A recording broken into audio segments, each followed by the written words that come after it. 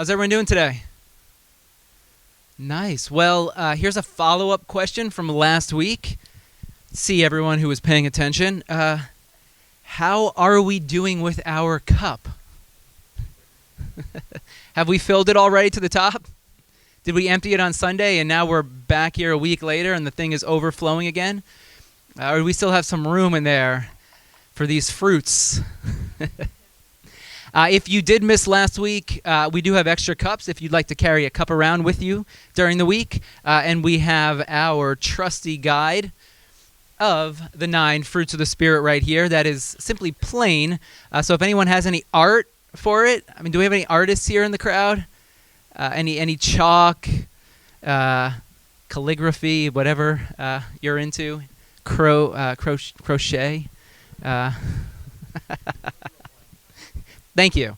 I'm gonna follow up with that. All right. Christmas and my birthday are coming up, so I'll take one for both together. Oh man, I was driving here this morning, and normally coming to church on a Sunday, I listen to podcasts, but I'm like, today is not a podcast day.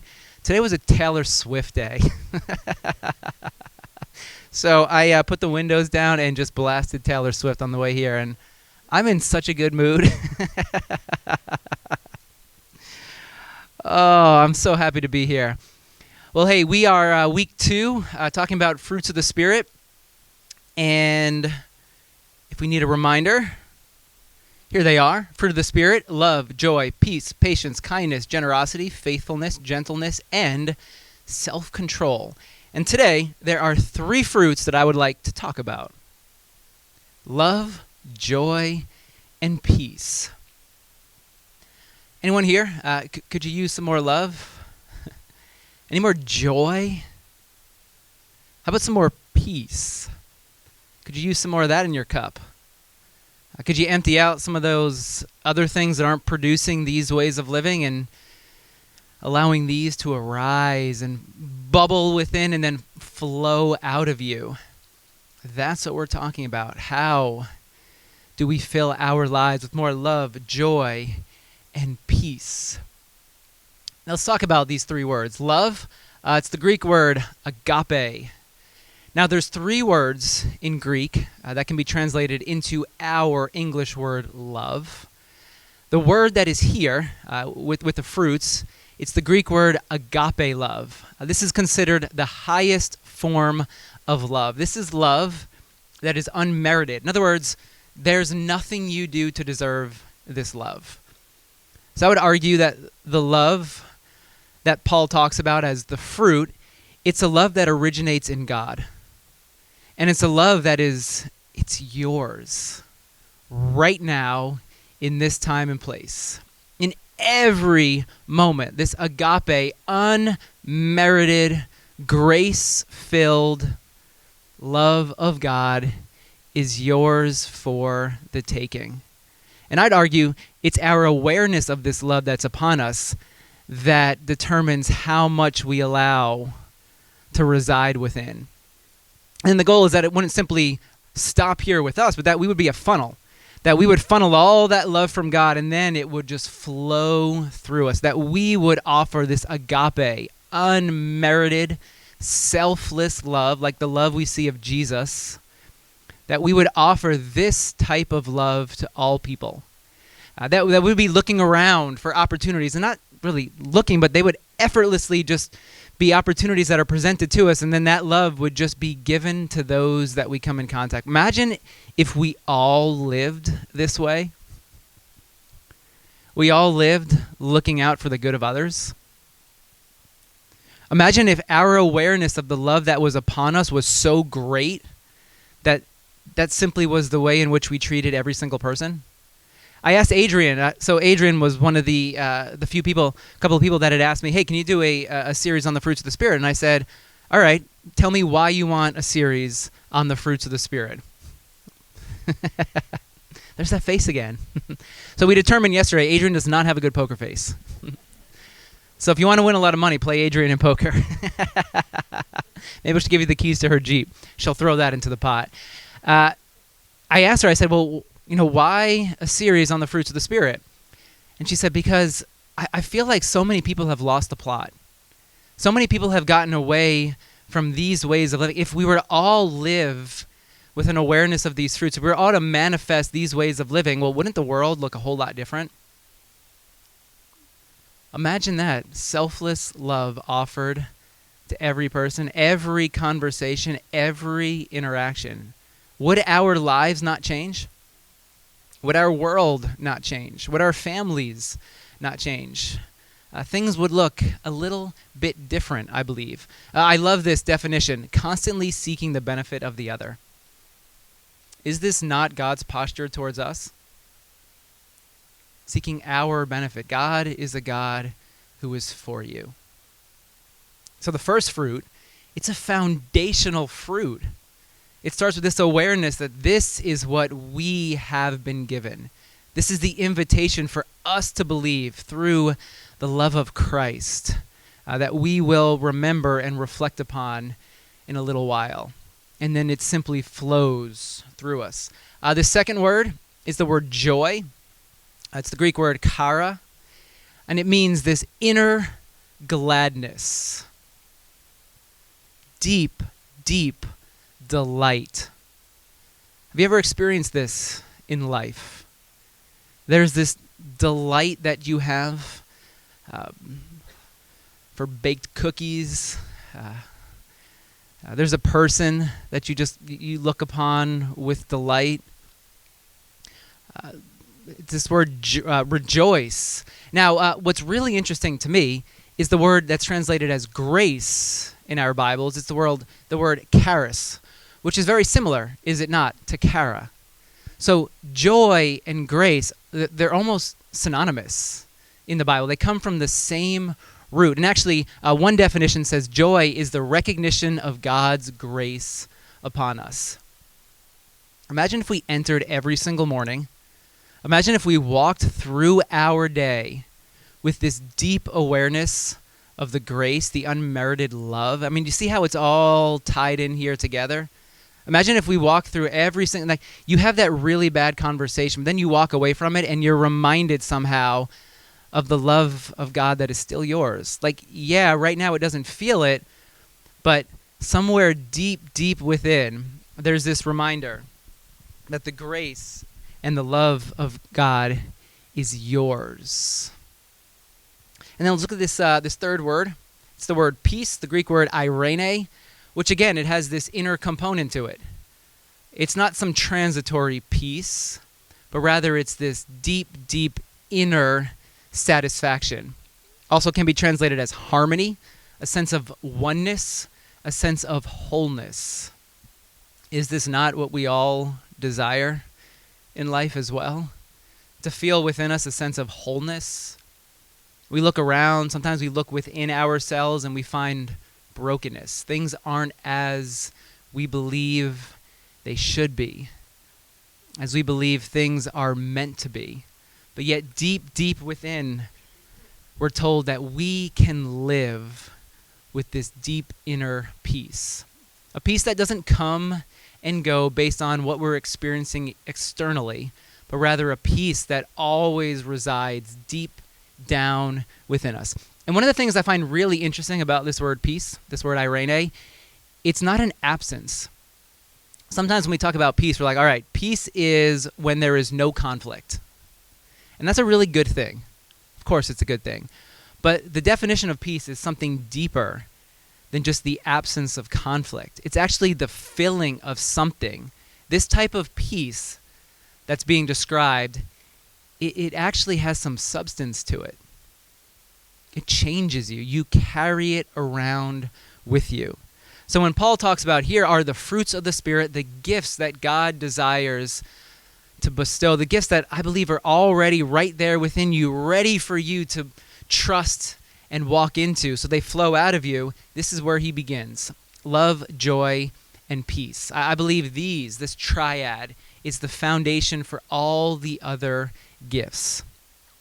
Imagine walking through life with these gifts present with you every step you take. Imagine living with such a deep awareness. Oftentimes we talk about happiness, and sometimes the definition of happiness, it can be based on that which we are experiencing externally. I'll take Reese to Target, and he's like, hey, can we go to the toy aisle? And I'm like, all right, we have about 5 minutes. And he's like, no, 5 minutes isn't going to be enough. And normally I'm there for 15 minutes, and he just wants to walk up every single aisle, and he'll be like, hey, can I have a toy? And we're like, no. We had a toy last time. We came here, we got a Hot Wheel the last time. Well, he's already over that Hot Wheel that he got a couple of days ago. Joy is something more than this. Joy is something you carry deep, deep down within you, and it's not swayed, because then whenever I tell him you're not going to have one, it can go one of two ways. Normally it kind of goes the second way. One way it can be like, okay, Dad, and then we get back in the cart and we keep on walking, getting the things that we need. Or we can have a mini meltdown. No, I need another one. I don't like that one anymore. I'm on to the next thing. Joy is different than happiness. Joy is something you possess deep within you that isn't swayed by the external circumstances that we go through. Now, here's a question for us this morning. And this is the question that I am asking all throughout this series, the question for us. How then do we allow these gifts, love, joy, and peace, to flow through us? We live a life of gratitude. We live a life of gratitude. So this morning, title of this sermon, you got your shot there, Janelle? Okay. And I've titled this one, and I waited, so I had a different title for the sermon, but then Taylor Swift kind of gave me a different title, or at least a different note. I was like, I'm going to change the title on the way down here. So we're going to call this sermon, A Few Notes on Grateful Living, because that just sounds like a great sermon title. I didn't like my other one. I was like, it's kind of like a 6 or a 7, but this one, who can't relate to this? Who doesn't need a few notes on grateful living? I see you up there, Junior in F5. So first, gratitude. Gratitude is a choice. Gratitude requires intention.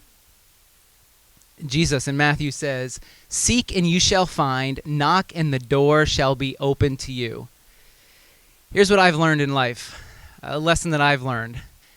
You'll find whatever you're looking for. If you want to seek out gratitude, reasons to be grateful for your life, you'll find it. If you want to seek out bitterness, resentment, you'll find that as well. Wherever your intention lies, that's what you will come to discover. So gratitude, it's a choice that we make. And we can make the choice now, this morning, say, well, I'm going to be a grateful person. I'm going to look for reasons to be grateful. But it's a continual choice. We can make it now, but then we're being invited to make it again tomorrow when we wake up, and Thursday morning, and Friday afternoon after we've had a slog of a week. It's an intention that we focus our attention on. Here's Paul in Philippians. This is how he begins the letter. "I thank my God every time I remember you." Paul begins this letter to the church at Philippi and many of his letters with a word of gratitude. I thank my God every single time I think of you. I'm grateful. I'm thankful. Now, where was Paul when he wrote this letter? Anyone know? Yes. He was in chains. Paul was in jail. Jail and gratitude? Yeah, not so much, right? But yet here's Paul in chains, may never leave prison again, and yet he writes what many scholars consider to be the most joyful book in the Bible. This word, kara, joy, shows up 16 times all throughout the book of Philippians.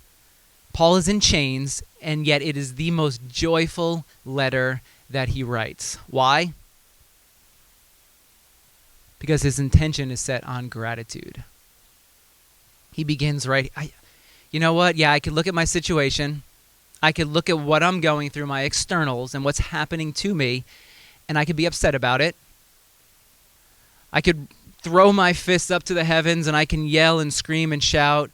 First, that probably won't change things, and it's just going to set me on a downward spiral. So Paul decides that he is going to focus. He is going to intentionally focus on gratitude, being grateful for that which he does have. Which leads us to a second note. Oh, actually, no, we'll get to the second note in a minute because I want to show you something that I find really, really interesting about these three words: love, joy, and peace. Oh, well, this was really good too. I forgot I had this note on here. All right, we'll talk about this for a minute, then we'll keep going. How's that? We good with that? All right, cool. So I believe we have the power to shape our reality. And what we choose to focus on shapes our inner world, and that becomes the lens through which we see our lives through. Gratitude is a choice. There's our first note this morning. If we choose to focus on gratitude, I believe that the way in which you see the world will begin to shift. The way in which you feel within you will begin to shift. Because as you are focusing on all the goodness that is coming your way, and let's be honest, we can all find some goodness in our lives. I don't know what your week has looked like, what your month, what your year has looked like. I'm sure for many of you, life has been difficult, and you've gone through your hardships. Yes, you do not deny those. Lamenting, sorrow, yeah, it's a part of the journey. But if we choose to focus and to place our attention on the little things, whatever they happen to be, the little pieces of goodness that are coming your way, I trust that something within you will shift. I see this is what has happened with Paul. I thank my God every time I remember you. And you know what? What did his gratefulness produce? Joy, peace, and love, which happen to be three of his favorite gifts to impart to his readers. If you look at every single letter that Paul writes, every letter in the New Testament, you'll find that he begins and actually closes his letters in very similar ways. A few examples. First, grace, charis, and peace to you from God our Father and the Lord Jesus Christ. Philippians. Paul's experienced this, and now he wants others. Because of his thankfulness, he has this deep awareness of the grace and the peace of God, and now he wants his readers to have the same. Here's how he ends Ephesians. Peace to all the brothers, love with faith. Grace, again, grace and joy kind of synonymous there in the New Testament, to all who love our Lord Jesus Christ. The grace of the Lord Jesus be with you. My love to all of you in Christ Jesus. Grace and peace to you from God our Father. Anyone, you see a pattern here? You see a pattern. He begins grace, peace, love, joy. I've experienced this, and I now want to pass this on to you. I want you to experience the same in your life. For Paul, love, joy or grace, and peace was the starting point for his relationship with God. And he wanted others to experience the same. This is what kept him going through all the hardships. And if you know anything about the story of Paul, he went through his share of hardships in life. But yet it was the grace, the peace, the joy, and the love of God that kept him going, that kept producing a heart of thankfulness. So let's look at a second note on gratitude, on grateful living. Life will never be perfect. Yeah, I realized this a couple weeks ago, a long time ago. And I'm sure you've witnessed this as well. Have you not experienced this? Life will not be perfect. And here's the truth. There's never a perfect day. We have in our mind this ideal of what a perfect day looks like, and we've come, I've come close, but yet there's always that one thing that kind of sets your day off. Maybe you wake up in the morning like, today is going to be my day, and you're making it through the day, but then you get a text, or you remember something comes to mind. There's never a perfect day. There's always something that threatens to steal your joy. There's something that comes up that threatens to steal the peace of the moment. So I came across this idea years ago, and it's always stood out to me. If you get, let's say you have 10 emails, and let's say 9 of them are good. Like, you are amazing, you're the best person ever, I love you so much. And if you don't get any of those emails, maybe talk to one of your neighbors here and be like, hey, can you send me one of those encouraging emails this week? You can get 9 of those, but then you get one email that's like, you're the worst person ever. I can't believe you said that. Or your work just wasn't up to what I expected it to be. Where is your mind going to focus? On the one email that gets under your skin. Because our minds are like velcro for negativity, for the bad. And this has happened because of how we've evolved over the years. I mean, think about it. When humans were hunter-gatherers, you need to focus on the bad, because if there were animals coming or someone from another tribe, you had to know, okay, this is a bad thing. I need to run. I need to find shelter. I need to get with my people to protect myself. But yet, we haven't really changed too much over the years. Our minds are like velcro for negativity and for the bad. Yet for the good, this person described it as being like Teflon. Try to get Teflon to stick together. And that's why we have non-stick Teflon pans, because things just don't stick to it. The good, it's like Teflon. You put it together and it just simply falls off. Which tells me we need to be reminded constantly of the things that are good. Otherwise, our attention will be focused on the negative, the things that aren't going the way in which we want them to go. And I have this note here. For me, whenever I practice gratefulness, there's something within me that shifts. I can be having a really bad day, and that Velcro thing is true, and I'm focusing on things that just aren't going my way, or things that I just wish were different, and I'm in a mood. Like, I am in, ooh, you don't want to be around me. And then I come across something that I'm extremely grateful for, and I allow my mind to sit there, to rest there for a few moments. And it's like something within me begins to shift. And that joy, the peace, the love that Paul talks about, it begins to bubble. It's like I pushed it down for a while because I was focused elsewhere. And now all of a sudden, as I practice gratefulness, it's like that dark cloud begins to be blown away.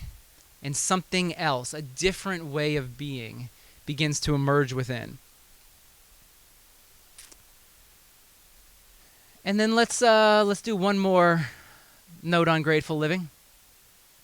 Let's look at a modern understanding of the benefits of intentional gratitude practices. And I find these absolutely fascinating. When you practice gratitude over a period of 3 months or 6 months, here's what some scientific studies have actually shown. There's improved sleep quality. There's less illness, greater life satisfaction, lower levels of anxiety and depression, greater energy, and increased focus.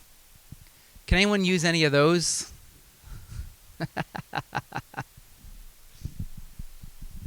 Scientifically proven. Practicing, having an intentional practice of gratitude produces this within you. To me, you know what this sounds a lot like?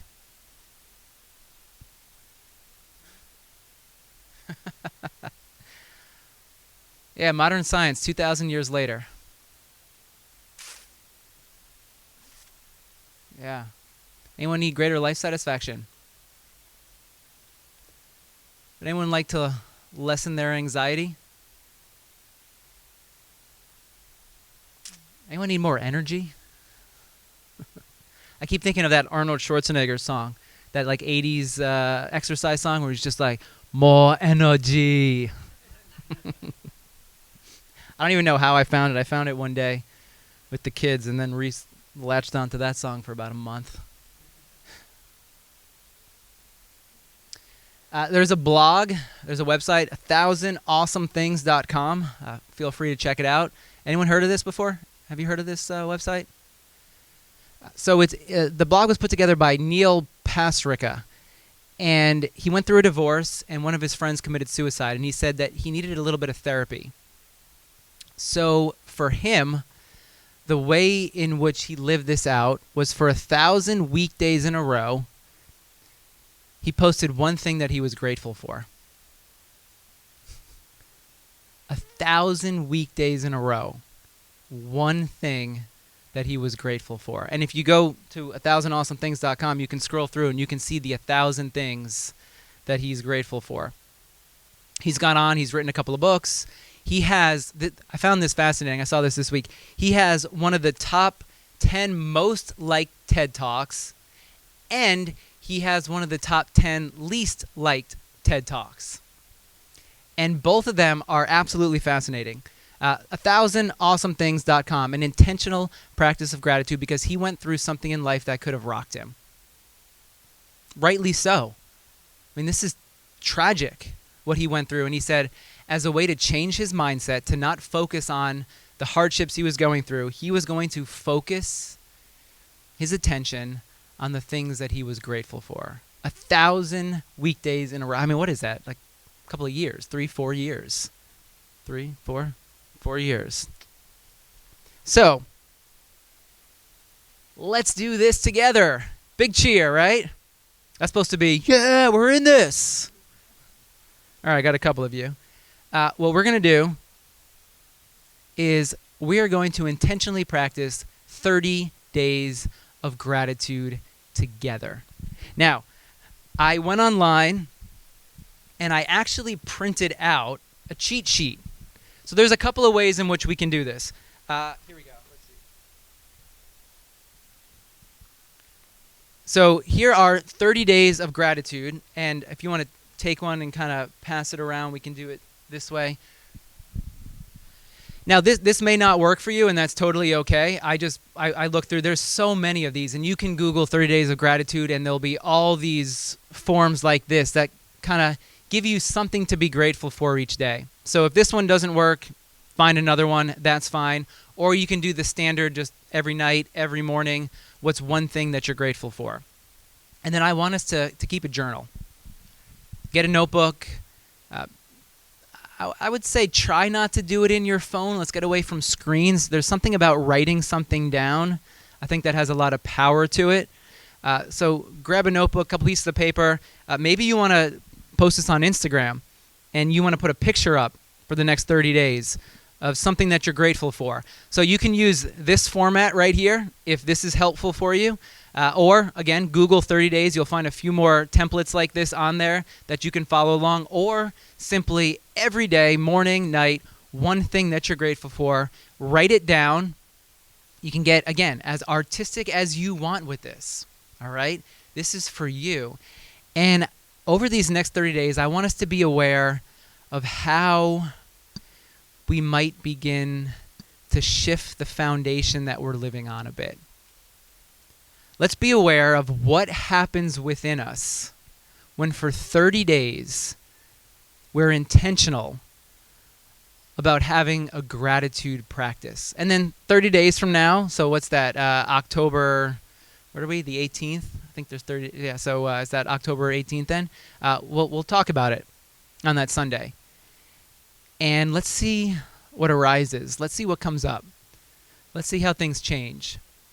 The 16th is a Sunday. Okay, so we'll get to 28 days at that point. We'll see. And let's see what happens. How's that sound? Can we do this together?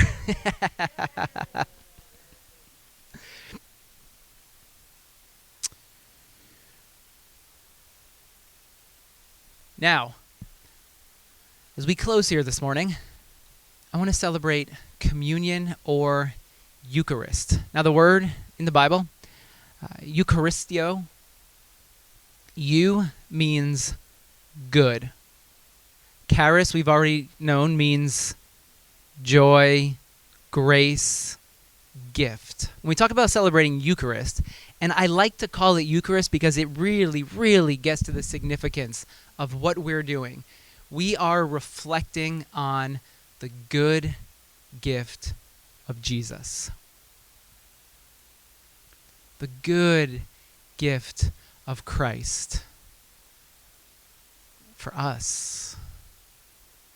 A gift that we are invited to open, to remember, to accept. Living with this awareness of the love, the grace, God's joy and peace upon you. Every step, regardless of where you find yourself, the gift, the good gift of Jesus is always available for you. So as we close, I think this is another practice of gratitude, a way for us to be grateful for Jesus. The grace, the unmerited, boundless grace that is always with us. So what we'll do is we'll come forward, we'll take the bread, we'll dip it into the cup, and as you do so, may your heart be filled with gratitude for this Jesus, whose life was broken and poured open for your healing, for the healing of all the brokenness that we experience within us, around us, and all the brokenness within the world. Christ is at work, bringing healing to your life and to this world. May we be reminded yet again of that truth, and may we focus our attention on the good gift of Jesus in this moment and as we walk into this next week.